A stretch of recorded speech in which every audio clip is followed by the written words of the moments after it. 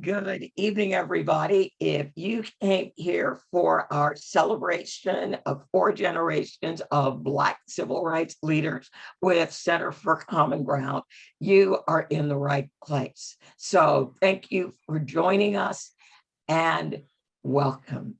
We are so glad to have you choose to spend your evening with us tonight. Next slide. A little bit about Center for Common Ground before we dive into our evening. Many people that are joining us tonight have been part of some of our campaigns. We are an organization, we are a nonpartisan 501c3, and we run a lot of campaigns. We are also a technology house. We have a lot of technology.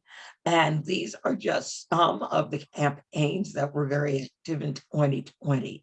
We had our own texting solution in 2020 that we named X%. We've sort of stopped using it because of 10DLC, the new restrictions they are trying to put on texting. We are working with the coalition to fight against those restrictions. We have an internship program, Students for Justice, and our Students for Justice will be very active in 2021 as well. We ran a very successful billboard campaign last year that was in 8 of our 9 target states. And under our banner campaign, Reclaim Our Vote, we spent 9.4 million postcards. We made 1.7 million phone calls, and we sent 2.9 million text messages to voters in Alabama, Arizona, Florida, Georgia, Mississippi, North Carolina, South Carolina, and Texas. And along the way, we even managed to find time to buy an RV and send that RV to North Carolina, South Carolina, and to Georgia 5 different times. And our newest campaign is something that we call Democracy Centers. And in the top right, you see a group of people wearing masks standing by solar panels. They are in the community of Florence, South Carolina, where they don't have clean, safe drinking water. So they're using the solar panels to generate clean, safe, pure drinking water. And they call the water, water from heaven. Next slide. Now, since so many people that have joined us tonight are volunteers, I'm going to give you a real quick update of what is happening. We currently do have postcard campaigns. We've got an energy justice campaign going on in Georgia, and we will be postcarding to Arizona for the For the People Act. And very, very soon, we will be making GOTV calls to Virginia because early voting in Virginia will start in the middle of September. Gabe is with us tonight. He's actually running the slides for me, and he will tell you more about our advocacy phone campaigns as well. So Gabe will talk to you more about that. And we're ready for the next slide. Now, the democracy centers that I mentioned, here's a map. And these are all the democracy centers that are planning on opening in June. So we're going to have 3 in Alabama, Huntsville, Mobile, and Selma. We are probably going to get Monroe, North Carolina open. We currently already have Hawkinsville, Florence, and Roanoke, Virginia open, and we will have the grand opening for Richmond on July 17th. And coming soon, Augusta, Georgia, Cobb County, Savannah, and Charlotte, North Carolina. What do we do in Democracy Centers?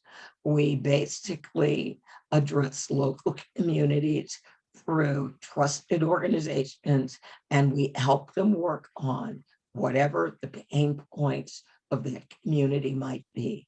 So in Florence, South Carolina, the pain point was clean water. We're working on that. In Hawkinsville, Georgia, the pain point was a very simple one. It was food. They were providing food one day a month. And when people came to the center and said, we're hungry 30 days out of the month, they opened a food pantry.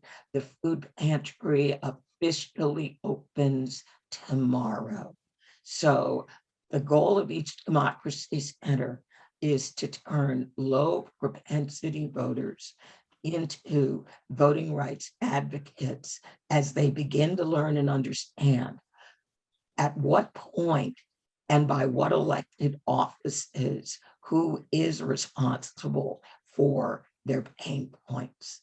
And once people understand where things in their life are going wrong and what they can do to make it better, we think many of them to do that. Next slide.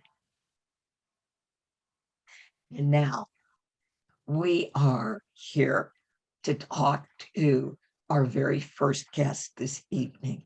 Our first guest is Dr. William Ferguson. I know him as Fergie, as do so many of his friends, Reid. Now, Dr. Reid is a medical doctor, and he's also he garnered the name politician because he did serve in elected office, and he is a civil rights activist in Richmond, and the organization still exists to this day. He co-founded an organization called the Richmond Crusade for Voters back in the mid-50s. Now, for Blacks living in the South in the mid-50s, even though in theory they had the right to vote, they had to pay poll taxes, or you had to take literacy tests, or they gave you tests on the Constitution. And so what the Crusade did was they realized people are not really going to be able to vote until we move these barriers out of the way. So they raised money for poll taxes. They taught the Constitution, helped people with their reading so that they would be able to actually take part and vote.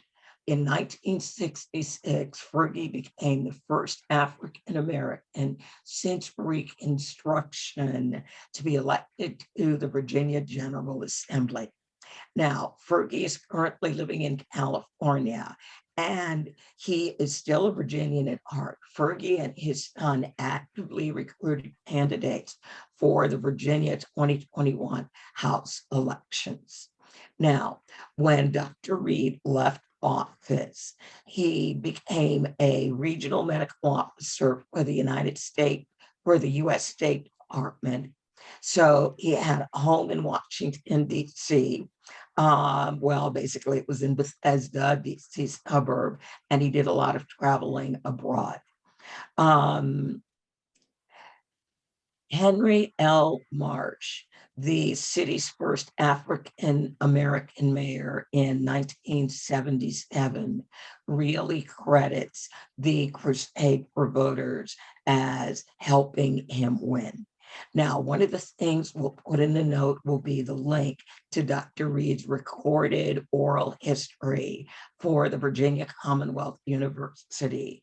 And in 2012, in Henrico County, where Dr. Reid resided in Richmond, named a school in his honor. So, Dr. Reid, welcome, and thank you so very much for joining us. So, Gabe, you can end your screen share now, and let's bring up Dr. Reid. And there is Dr. Reid. Welcome, welcome, welcome. Now, Fergie, you're going to need to, beautiful. Look at that unmute. I love it. Thank you so much. Well, thank you. Thank you for all the work that you have done. And I tell everybody that in addition to my two uncles who were aldermen in Chicago when I was growing up, you are my mentor since I arrived in Virginia. So, Dr. Reid, I just kind of laid out a little bit about what the challenges to voting were in the 1950s. Do you want to talk about what things were like? Well, I would like to thank you for inviting me to be a participant. One era, the school was not named after me. I was nominated, but I did not get the nomination. I'll work on that. I'll work on that. But I appreciate your using those old pictures because I'm 96 now and I don't look like I did that at that time. But I found out that times don't change. The same tricks that they used to keep us from voting, they now are using the same things. So you're going to run into them. And I just heard that one of the tricks that they plan to use is that they're going to require a notary for people who want to get an absentee voter.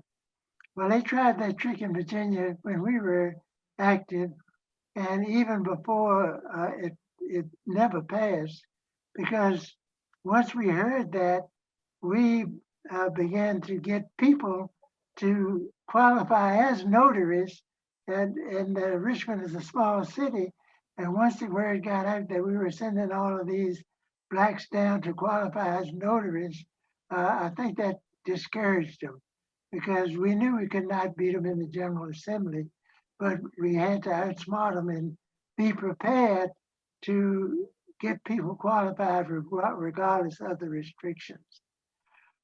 The things have not changed that much. As I say, it's a long fight and the battle is never over. So even though we are able to make progress, we have to remember that they're always there trying to keep us from getting the vote. Our people don't realize that the vote is very powerful. And I always say that the vote is more powerful than the bullet.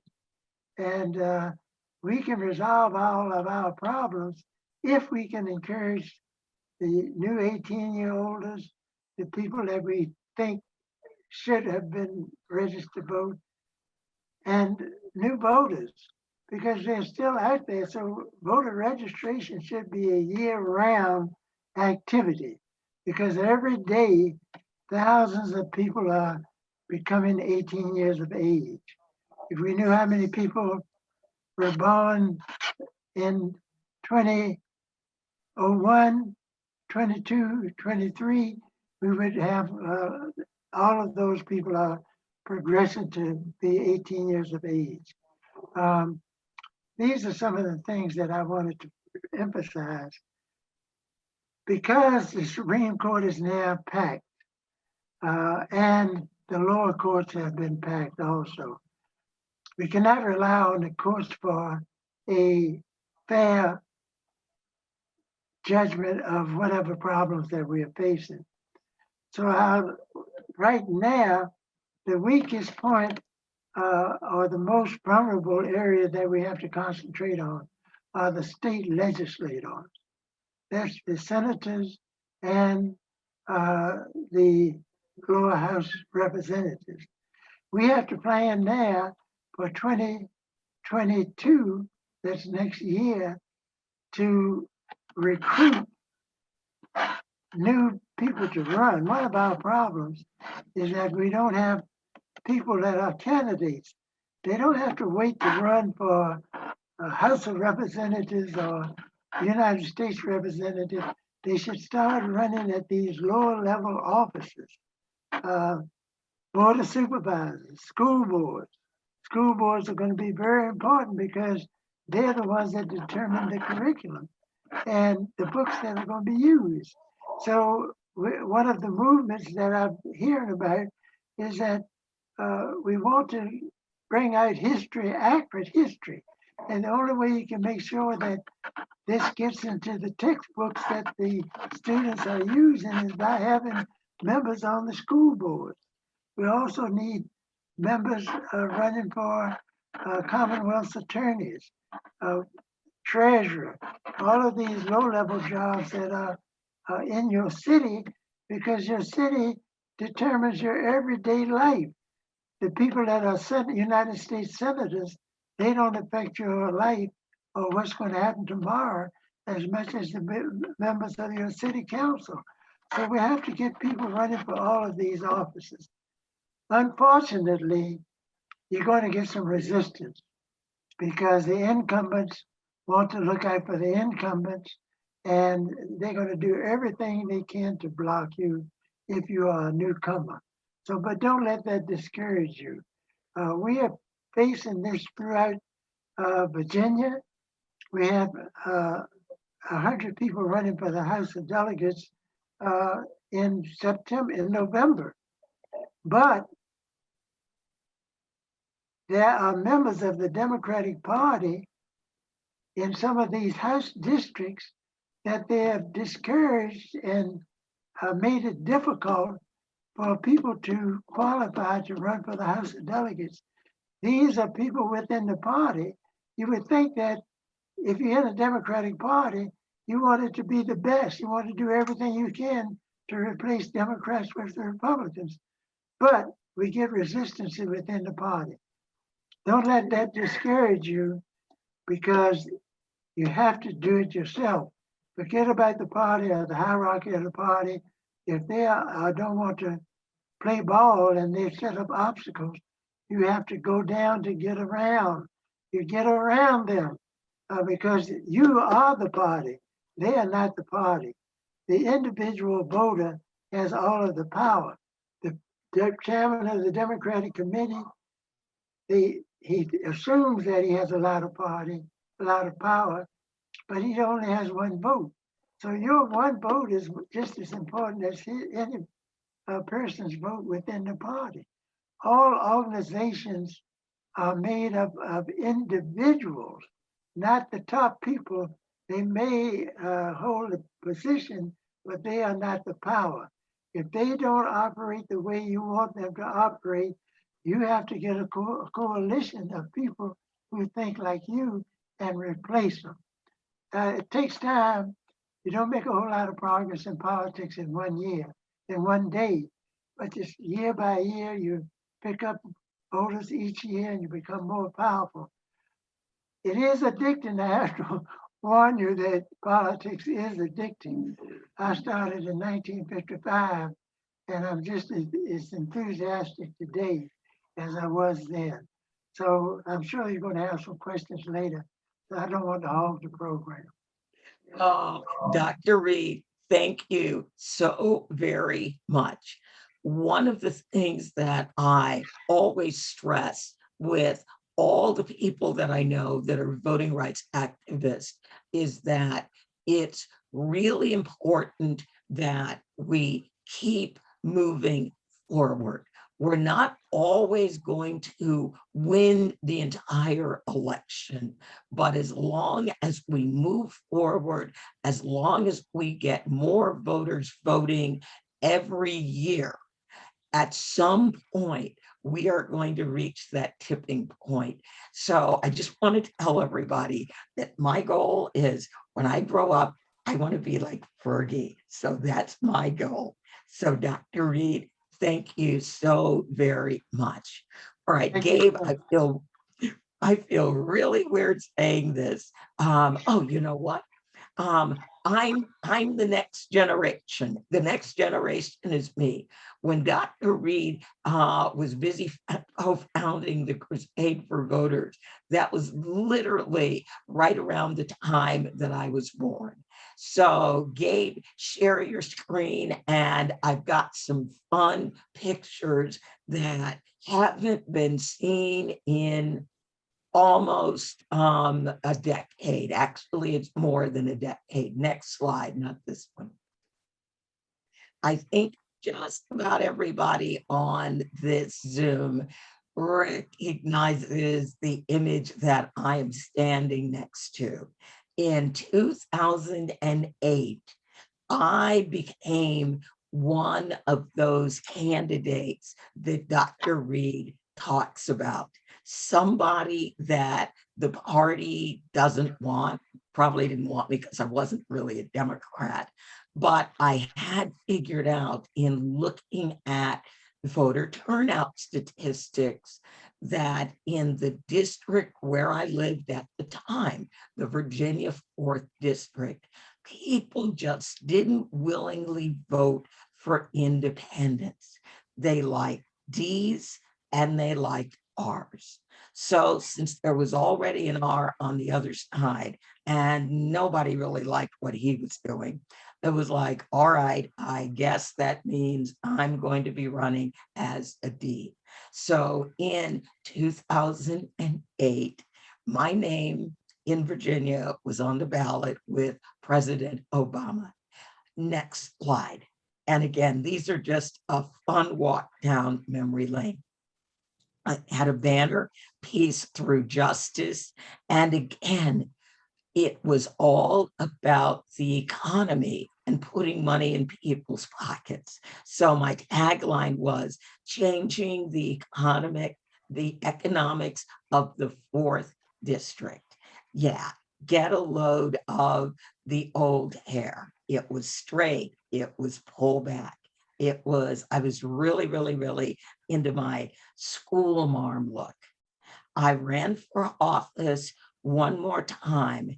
And again, Dr. Reid stressed the importance of very local offices. It doesn't have to be a federal office. We need good people at all levels. I ran for the Rappahannock Electric Cooperative Board of Directors. It was an interesting race. I come out of a family that we did a ton of work on elections, and I told people I know a crooked election when I see one, and these folks had mastered the art of crooked elections. Mayor Daley would take his hat off to these folks. So let's fast forward. That was 2019. Let's fast forward to 2021.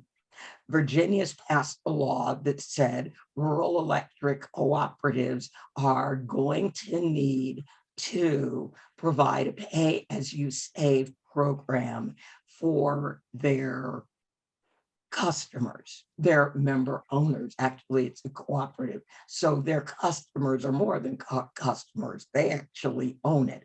Most people don't understand that, but they do. So what I'm working on now with a group of other activists is we are defining what that process looks like. I'm not on the board, but one of the things I always very quickly figure out is how can I be even more effective agitating on the outside than I would have been if I was actually sitting on the inside. So just remember, anything that is elected is an important office that at some level is going to impact people's everyday lives. A rural electric cooperative impacts what people pay for electricity every day. And since rural electric cooperatives should be providing broadband, and they are not, this is something that we really need to change. That's why one of our campaigns really is working on energy justice with rural electric cooperatives and municipal electric companies, because they are not owned by corporations. They're actually owned by the people who pay bills there. So next slide, I'm going to talk about the next generation. We're on generation number 3. And this is about my dear friend, Cliff Albright. Now, Cliff was unable to join us tonight. He is on an airplane on his way to the first location where the Black Voters Matter bus will be leaving on their reverse freedom ride from Jackson, Mississippi to Washington, D.C. So a little bit about Cliff, and then Cliff did send a video. So Cliff is the co-founder of Black Voters Matter. He founded it with Latasha Brown in 2017, which is when I met Cliff. He was working in Alabama on the Senate race. So I used to say Cliff was on the ground and we were in the air, because we were phone banking into the great state of Alabama. We were working in the rural Black Belt, calling voters. Cliff was on the ground knocking on their doors.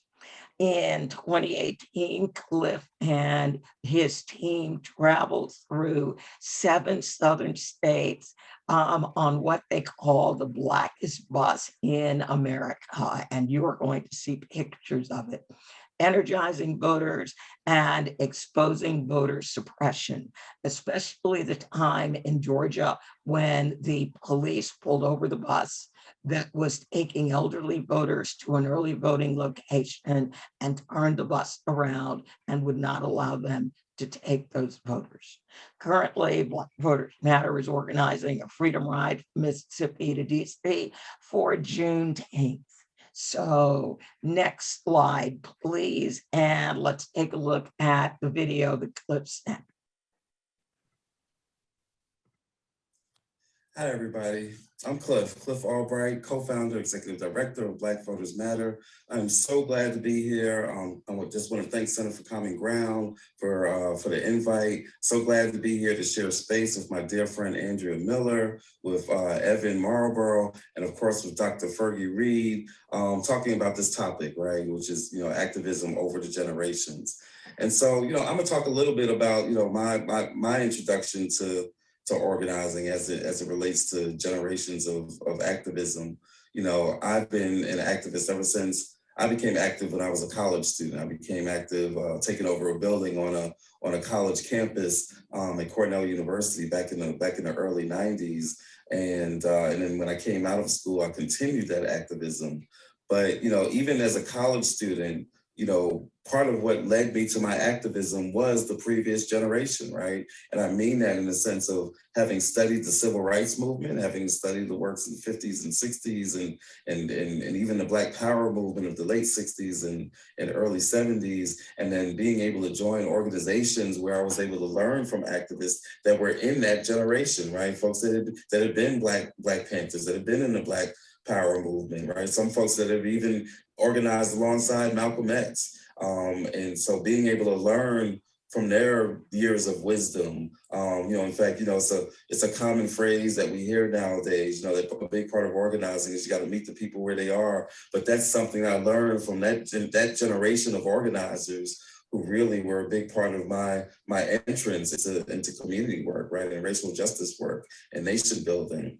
And then being able to move in the late 90s, being able to move to Selma, Alabama, right, where I was around those folks that were in the civil rights movement, that had been in the voting rights movement, that had worked with Dr. King, right, and some of the unknown foot soldiers who were on the bridge, both the first time on the Selma Bridge for Bloody Sunday, but also the other time when they actually made it across the bridge and marched all the way to Montgomery, and people that have been involved in the voting rights movement for years before SNCC and SCLC even came to Selma. And so just being able to learn from that generation that had a different perspective on the work, but still had years and decades of knowledge to offer. And so soaking all of this up and combining it with what I already knew, and then putting all that to work, right? And putting it to work, not just where I was living in Selma, but being able to put that to work throughout the state of Alabama, and then ultimately throughout the South, and then even beyond the South, and being engaged in electoral campaigns in places like Texas, and even in Cleveland, Ohio. In fact, on the election night of 2008, when Obama was elected, I was in Alabama. I was in the South. I was actually in Cleveland, Ohio, driving some poll work, some canvassers home on the night of the election when the race was actually called. And so, but all of that being a combination of all the things that I learned from those elders, those comrades that I've been working with and learning from for years and for decades, and then finding myself in this odd place that I'm at now of being an organizer and running an organization that's got so many people that are part of a whole new generation, right? And organizing on a regular basis with doing youth organizing, and now being in that level of organizing and leadership and experience that was similar to those folks that I learned from when I was coming up in organizing. But that's the nature of movement, right? The nature of movement is that we've got to understand that there is this intergenerationality, even at times when people say that there's that there's generational differences, right? That, back in the general election or during the primary elections just last year, there was all this discussion of, well, the older Black voters support this person and younger Black voters support this person. There's a generational disconnect. But the history of our movements has always been that there's been this intergenerationality to it. Sometimes better than other times, sometimes stronger than other times. Sometimes young folks were encouraged into leadership. Sometimes they weren't. But when you think about when you think about the civil rights movement, right? There would be no Birmingham movement if not for the young folks, right? They had to come up. We have these iconic images of the Birmingham movement, of the dogs and the fire hoses, right? And we forget the reason there had to be a children's march to begin with was because the grown folk had too much to lose and were too afraid to participate in some of the direct actions that Dr. King was calling for, and SCLC was calling for. And in fact, Dr. King was very uncomfortable with the notion of having young folks being involved in the direct actions, right? But it was some of the other members that really pushed the idea, and we see what happened, and the young folks got involved and made history. And some of those young folks stayed involved for years and years and years until they became the veterans of the movement and taught a whole new generation. So our movements have always had this intergenerationality to them. And yes, sometimes it comes with tensions. Sometimes it comes with different perspectives of like what the right tactics are, right? Even last year during the historic summer of protest, we look at some of the older members of our community that were looking at some of the tactics being used and saying, you know what, that's not the way that it's supposed to be done. But it was the way that group of folks had to do it to express themselves. And at the end of the day, that's part of what made that summer be so historic. And so there's always been an intergenerationality to our movements, and there must always be an intergenerationality to our movements, because at the end of the day, there is wisdom to be passed down and there is knowledge to be passed up. And we all have something, we say it all the time, we all have something to contribute to this process.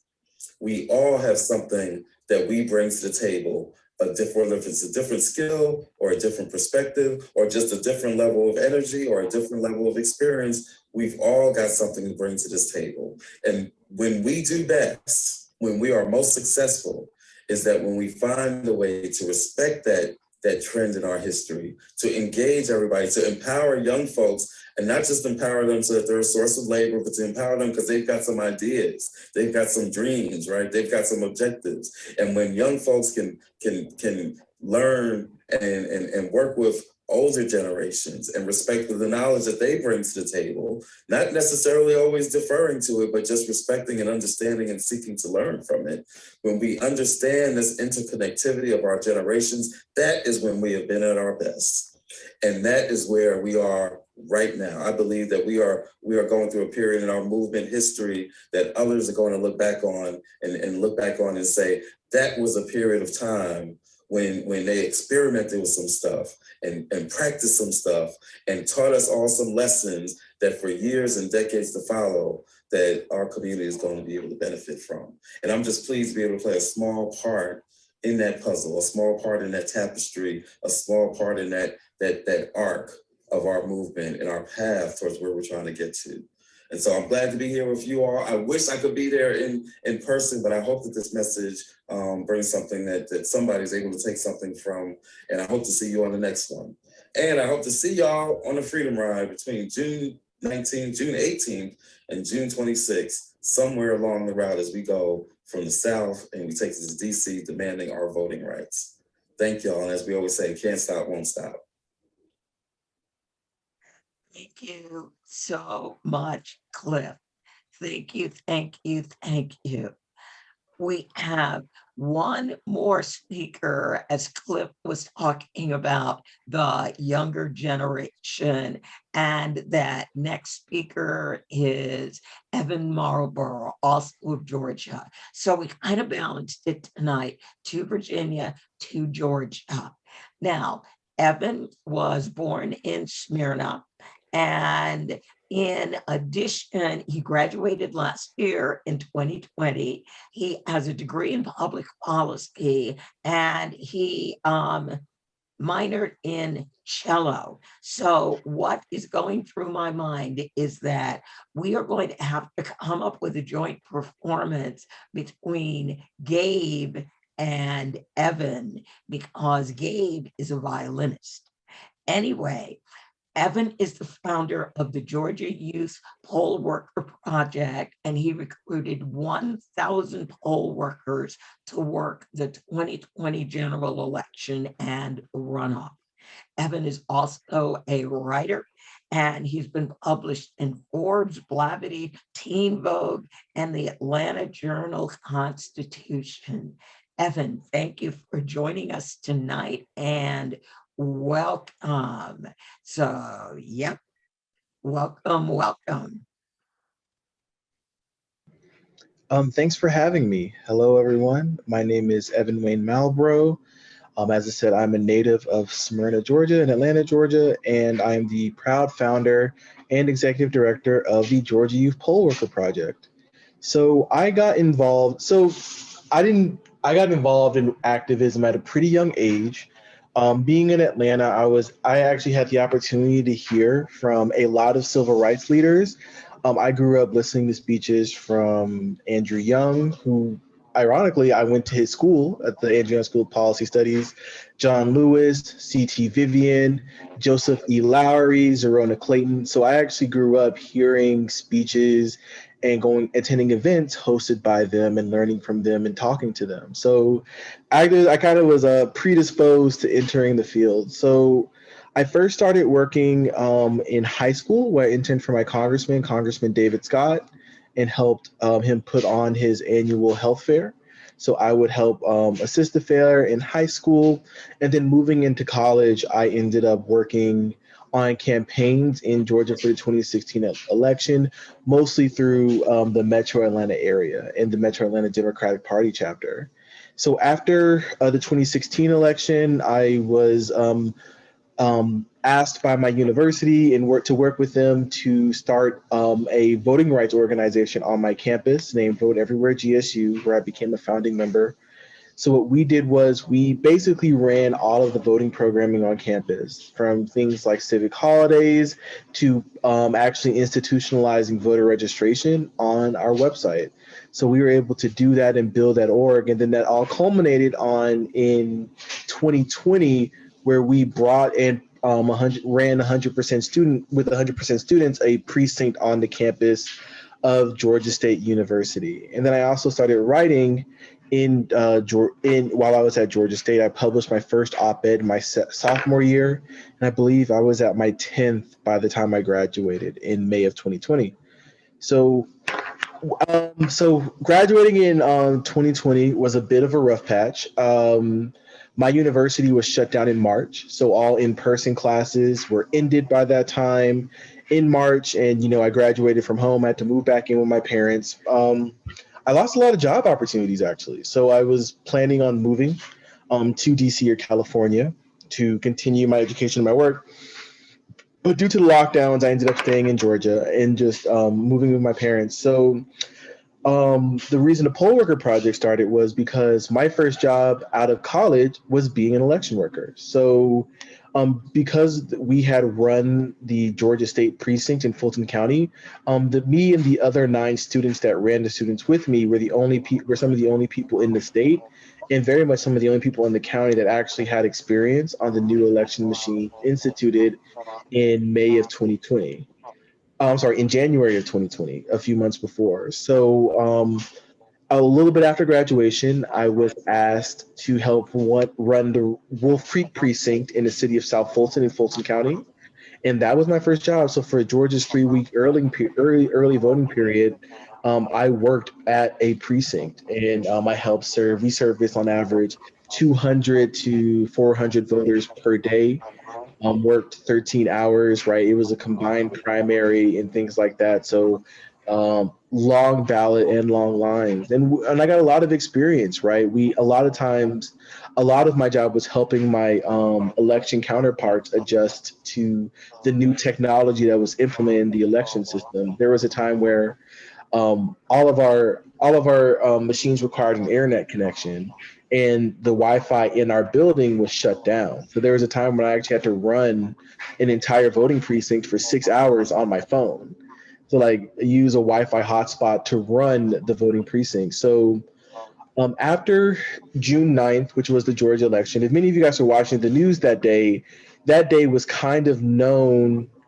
That day was kind of known because there was widespread election failure, right? So there was election failures in most of the major counties, and that led to first-time court rulings where, an entire county had to keep their polls open for a longer period of time, right? So instead of closing at 7, which is the uniform time, all of them had to close at either 8 or 8:30, right? That was one of the first time in the history of these counties that had to happen. So after seeing what happened on the election, I realized that a lot of the issues that were being caused were 2 things: undertraining and understaffing, right? Because of the COVID-19 crisis, many of the poll workers that would work, have been working at precincts for decades, were not coming into work, either because they did not want to or because they weren't advised to due to new CDC guidelines, as many poll workers are older. So you saw a lot of precincts that were heavily understaffed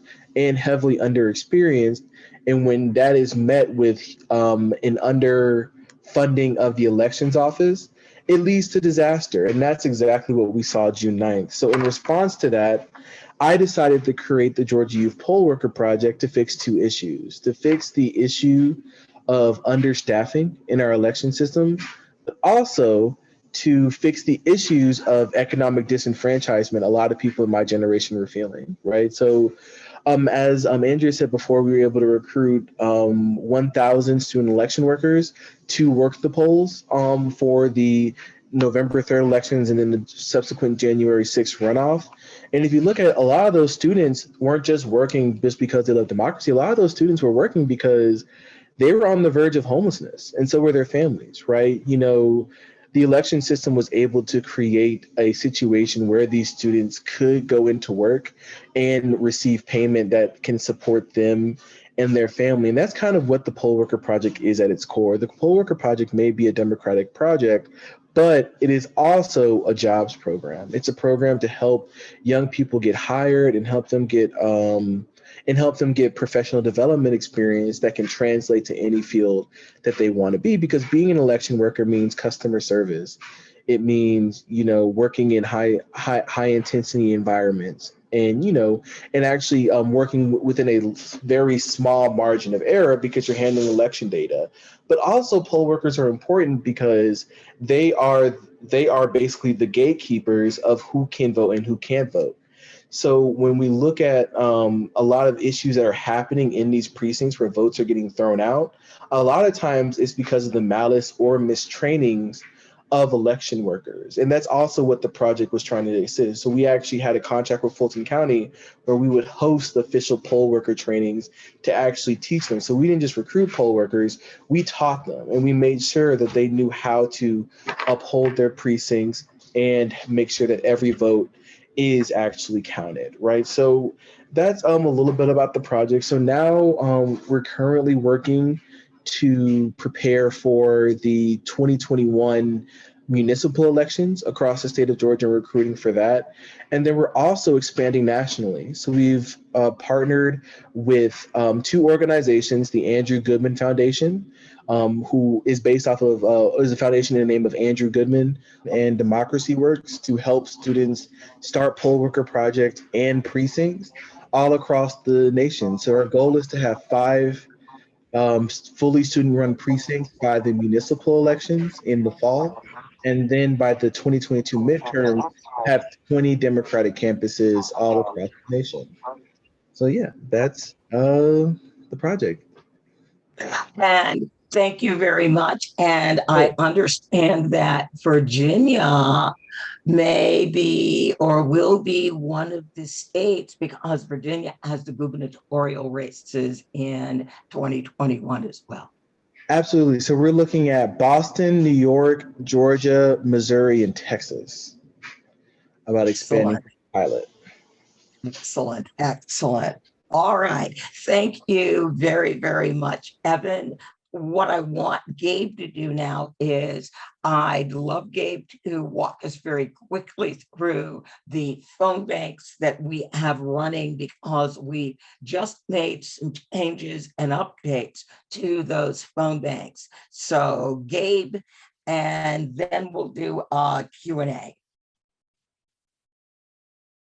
Great. 1 second while I pull this up. Right. Do we want to talk about postcarding first? Or should I get to phone banks? Let's go straight to, well, I'll do postcarding. We gave great. We've got 2 campaigns that are currently running. We are finishing up with a plug though. We've still got a few postcards left, and you can go to centerforcommonground.org/postcarding, and you can see what postcard campaigns we have. We also are doing some postcarding on S1 to Arizona. Now, S1 will have a trial vote next week. I believe that vote may be somewhere between Tuesday and Thursday, but they may not achieve the result they want. So that means they're doing the vote this month early, because that will give them time to listen to the objections and then bring it back up for a vote. So when a bill is brought up for a vote, and if you didn't know, we definitely learned this in Arizona, you are not limited to bringing that bill up one time. You can bring it up again. All right, now, phone banking. All right, so on the phone banking side, we have a couple exciting updates. One of the things is, as probably most of you know who are familiar with our phone banking efforts, we've been calling into Arizona. We've been patching voters through to Senators Sinema and Kelly, and they're urging them to support the passage of S1, including if that means reforming the filibuster. What we are just adding to that now is S51, which is the DC statehood bill, because Senator Sinema kind of stands in a similar position on both of these bills. So Arizona is a really important state for both S1 and S51. So this is something that our Ignite advocacy page, votinginformation.org/S1, that will now drive a new message, which is kind of a hybrid message, which is we are encouraging Sinema and Kelly to both support, do whatever it takes to allow for the passage of S1 and S51. And S51 is extremely important because It basically gives the residents of Washington, D.C. a voice that they have not historically had. It will give them 2 senators. It will make Washington, D.C. a full state with all the bells and whistles and rights that come with it. So this is really important to us. If you want to check out our phone banking efforts and figure out how to get started, if you just go to centerforcommonground.org/phone bank central, that'll get you everything you need to get started.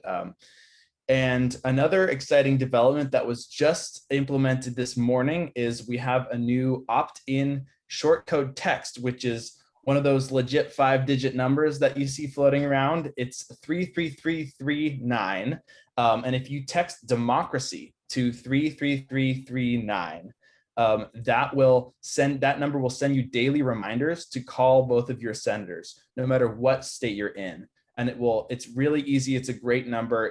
It will help kind of give you the messaging right before you're patched through. And it's just one number that anyone can dial in any state. So if you do have friends who are in, West Virginia or Alaska or any of those kind of so-so states where we're not sure where they stand, please just forward them this information that all they need to do is text democracy to 33339.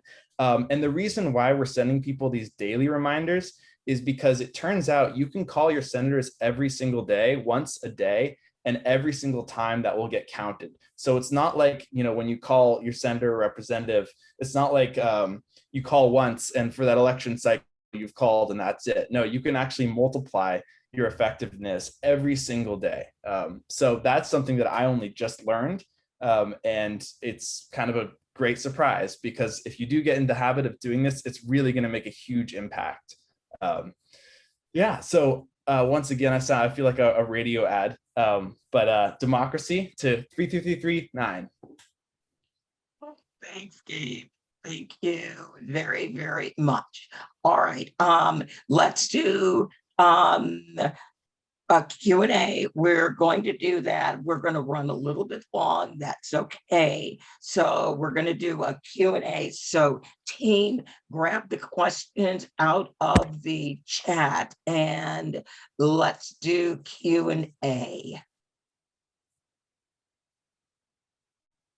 We may not have very many.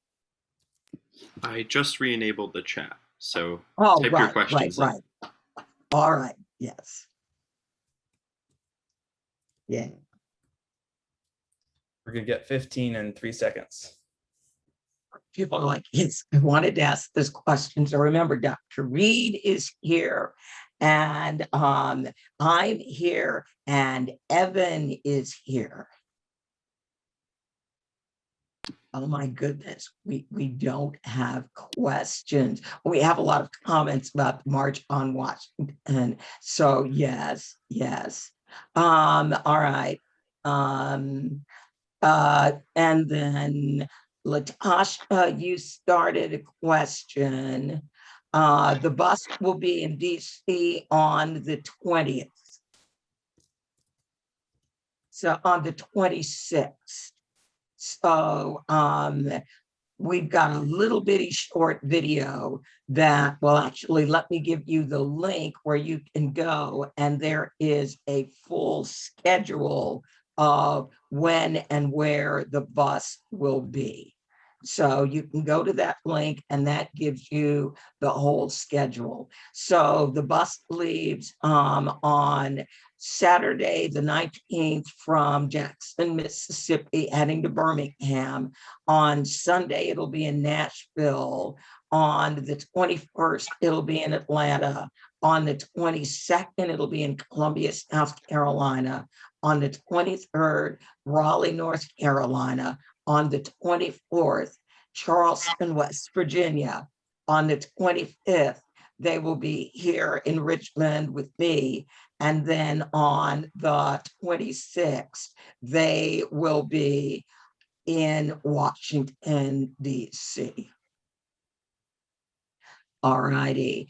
And then there is a question, this is for you, Gabe. If you live in a state where the senators are already supportive of S1, what would the message be for the most impact? Yeah, so I answered that kind of in chat, but there are two things. One of them is that even the senators who are in support of both S1 and S51 need to hear more people, just the sheer volume of people who do support it and who are their constituents, and that will push them.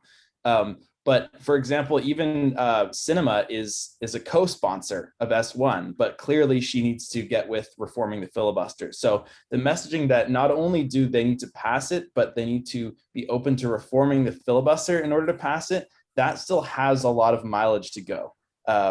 And so that's why, even if you're in a state where on paper your senators support it, we still need to make sure that they actually support it when push comes to shove.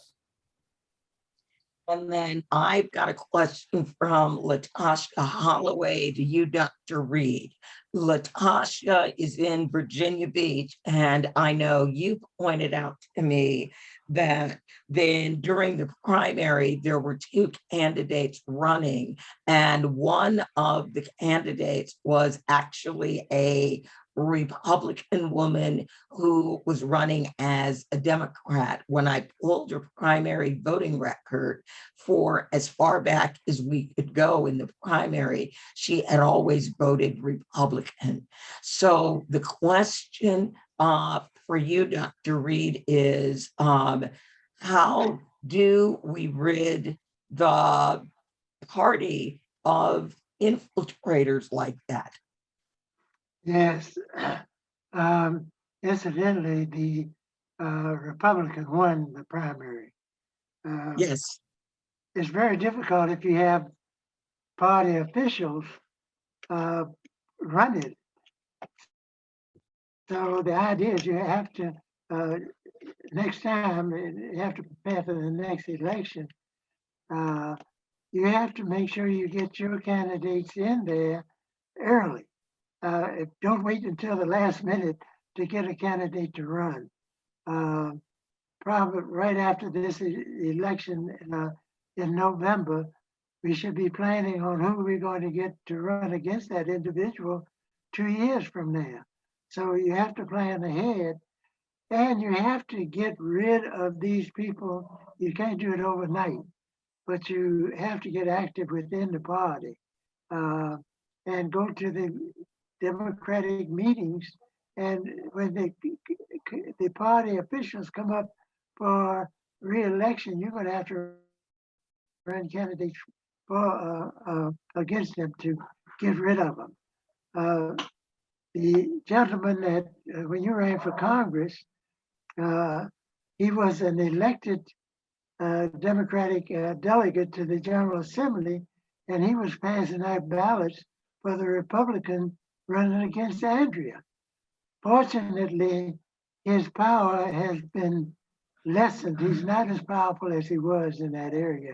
He's still there, but we are able to elect people that he does not endorse. So again, it takes a long time, but you have to put people in there that are going to play by the rules.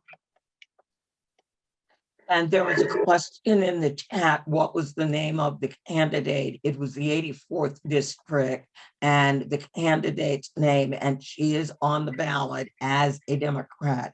Her name is Kim Melnick. Right. Yeah, so people, whoa. All right, now when you give me these really long questions, it's like, wait a minute. All right, so we have that one. And yes. And Gabriel, let's close. Alice, I see you've raised your hand. Is your question in the chat? Oh, all right. Let me do this one while I wait for while we get Alice unmuted. Dr. Reid, did you celebrate June 19th or did you celebrate Juneteenth when you were growing up? No, we didn't know anything about it. Right.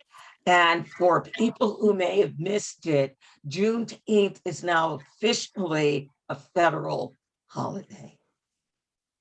So we've come a long way in some respects. We've gone way back in opposite directions in other respects. So we're still working on it. And then I see one more message. All right. All righty. And then, yes, there's a comment. There's been a Juneteenth celebration in East Palo Alto for years. All right. Well, East Palo Alto is more progressive than Chicago was when I was growing up in the 60s and the 70s, because we really had not heard of Juneteenth either. So very, very interesting. Oh, go ahead, Alice. Thank you. Yes, my question is for Dr. Reid. Does he have any advice for those of us who are so anxious to get Senate Bill 1 passed? Because you seem to be a thinker and an observer. We'd very much like to have your comment. Thanks. Well, in order to get these passed, it's going to take a lot of energy. Unfortunately, the senators have their minds made up, and if they're against it, the Republicans, if they're against it, they're against it. And again, it might not get passed this year, but we have to now plan on elected. There are 34 senators up for election next year.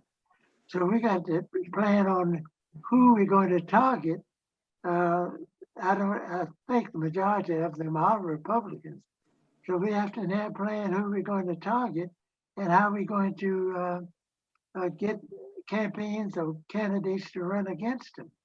Again, you can't wait because the Democratic Party might not want to run candidates against these Republicans because they all have side deals that they agree on. The incumbents try to protect one another. So if we're going to change the Senate, we may not be able to change any votes this time, but because 34 of them up for re-election, we have to pinpoint throughout the United States which one of these Republicans do we want to get rid of. I want to get rid of all of them, but each state elects their senators and they may not feel the same way that we do about them. So I don't know of any national organization that's coordinated. That may be a job that Angela may want to take on, to how we're going to coordinate running people against the Republicans that are up for re-election next year. How we can do it. I don't know of a national organization that's taking that on. Thank you. All right. Well, that's not something that I will be able to do because, again, as a 501c3, I am nonpartisan, Right. cannot coordinate with campaigns or any of that fun and interesting stuff. But there are actually organizations that are thinking about how they are going to do it working together. So there are about 200 organizations that are figuring out what does that look like, who's going to work where and do what. So they are definitely thinking, are they going to target everyone? I don't believe they are. I believe they're going to be very, very, in their mind, strategic. So strategic in their mind frequently will mean that states like Mississippi just get ignored and we're not even going to bother with that. And that's one of the problems that we have seen. There's a very narrow focus about where and what seat is, quote, winnable, and the party and many of the other organizations that work on campaigns choose to only go on what they think is winnable. And Dr. Reid gave me a very, very, very important lesson. And this is something that I frequently say to people. When you don't run a candidate, you lose. Right. It's pretty simple. This is not rocket science, but apparently not everybody has figured that out yet. All right, I have kept you here 15 minutes longer than we normally are. So I would like to thank our guest, Dr. Reid. I want to thank Cliff for sending a video. I want to thank Evan for joining us literally in between meetings. And now, Gabe, we've got a rousing video to close us out. So again, there's the Freedom Ride, and there's a cool little video that hopefully we've got on the next slide. 60 years ago, the Freedom Riders rode buses to fight against segregation. They won. And now, as voter suppression is sweeping the country, we're riding out again. Join the blackest bus in America and hundreds of organizations on a week-long freedom ride for voting rights from June 18th to June 26th. Come out to our rallies in New Orleans, Jackson, Birmingham, Nashville, Atlanta, Columbia, Raleigh, Charleston, Richmond, and Washington, D.C. If you can't join us at an event on the route, you can just meet us in D.C. on June 26th. Or if you can't ride at all, then show your solidarity by hosting a rally right in your own town on June 26th. No matter where you are, everybody can be a Freedom Rider. To learn how to get involved, text Freedom Ride to 797979. We got power, y'all, and we're bringing it to D.C.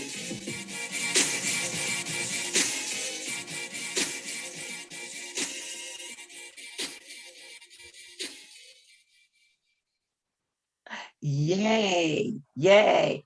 Thank you all very, very much. And Dr. Reid, one last person that I want to do a shout out for. You've seen him in the chat for all of the volunteers. If you are on our Slack channel, you see a message from him every day. Today was Justin's last day as a junior. When he goes back in either August or September, he will be a high school senior. Yay, Justin. Yay. So we've Yay, even got Justin. that next generation kind of coming up. So everybody, thank you all.